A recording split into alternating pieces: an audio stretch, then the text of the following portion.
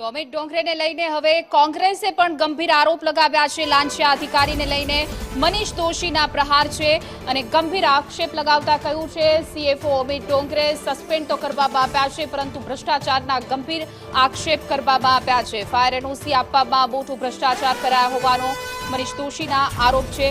બેદરકારીપૂર્વક આ ભ્રષ્ટાચાર આચરવામાં આવ્યું હોવાના આક્ષેપ કરવામાં આવ્યા છે। અધિકારીઓની આ બેદરકારી બદલ કડક કાર્યવાહી કરવામાં આવે તેવું મનીષ દોશીએ માંગ કરી છે। ગુજરાતમાં ડબલ એન્જિનની ભાજપાની ભ્રષ્ટ સરકાર અને તેમાં ખાસ કરીને કોર્પોરેશનમાં છેલ્લા 20 વર્ષથી ભારતીય જનતા પાર્ટીના શાસકોએ લૂંટનું કમિશનનું કૌભાંડના કેન્દ્રો બનાવી દીધા। મહાનગરપાલિકાની અંદર અમદાવાદની અંદર ચીફ ફાયર ઓફિસર જે રીતે માહિતી મળી એસીબીની ટ્રેપની અંદર લાંચ લેતા પકડાણા।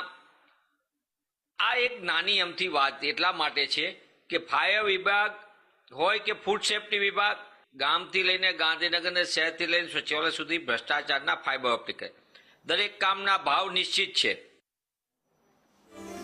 એમસીના chief fire officer Amit Dongre સામે એમસીની કાર્યવાહી અને સસ્પેન્શન બાદ હવે રાજકારણ ગરમાયું છે।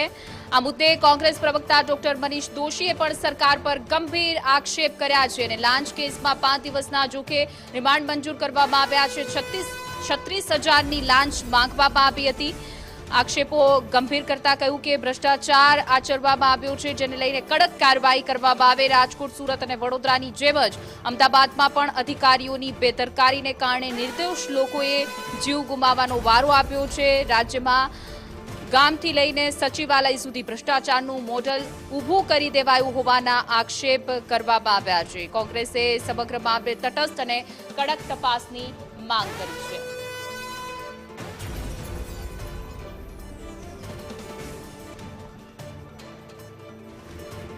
પીઠ લાંચ માંગવામાં આવી હતી। અમિત ડોંગરેના 3 બેંક જે સીલ કરવામાં એમસી લાંચિયા અમિત ડોંગરેને ટર્મિનેટ કરવામાં આવ્યા છે। આ સાથે 5 દિવસના રિમાન્ડ। આજે જે કોર્ટમાં કાર્યવાહી થઈ, જે લોકોને રજૂ કરાયા, શું દલીલો રહી હતી, રજૂઆતો રહી હતી, રિમાન્ડ માંગવા માટેના શું મુદ્દા અને શું છેલ્લે રિમાન્ડ કેટલા સુધીના મંજૂર કરશે?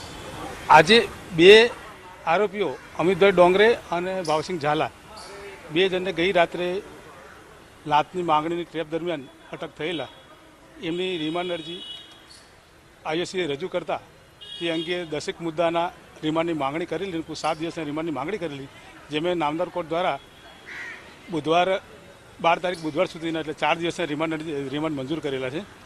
એમાં આરોપીઓને સાથે રાખી અને એમની જે સ્ક્રિપ્ટ છે કે એમના જે લોગિન આઈડી છે, એમની જે વિગતો છે, રોકાણની વિગતો છે, એ તમામ વિગતોની તપાસ કરવા માટે વધુ તપાસ ઊંડાણપૂર્વક કરી શકે એ માટે આઈઓએ રિમાન્ડ માંગેલા, જેમાંથી 12 તારીખના બુધવાર સુધીના રિમાન્ડ નામદાર કોર્ટે મંજૂર કરેલા છે। બચાવ પક્ષ દ્વારા પણ મુદ્દો મુકાયો હતો? શું બચાવ પક્ષનો મુદ્દો એવો હતો કે જે પણ વસ્તુઓ, જે પણ હકીકત હતી એ કસ્ટડી દરમિયાન એમની પોલીસ કસ્ટડી દરમિયાન એમણે ડિક્લેર કરી દીધેલી, વધુ કોઈ રિમાન્ડ આપી શકાય નહીં। પણ સરકાર તરફે એવી રજૂઆત હતી કે જેટલા જે બહારગામના છે એમને તપાસ કરવાની, એમના બેંકના લોકરોની, એમના બેંકના સ્ટેટમેન્ટની, એમના જેટલા પરિવારના સદસ્યો છે એમના રોકાણોની તપાસ કરવાની, વત્તા બીજા બંને આરોપીઓ એકબીજા સાથે કેટલી વાતચીત કરેલી છે અને ક્યાં ક્યાં એમની સાથે અન્ય કોણ સંડોવેલા છે એ અંગે પણ ઊંડાણપૂર્વક તપાસ કરવાની જરૂર હોય, આજે રિમાન્ડની માંગણી કરેલી છે।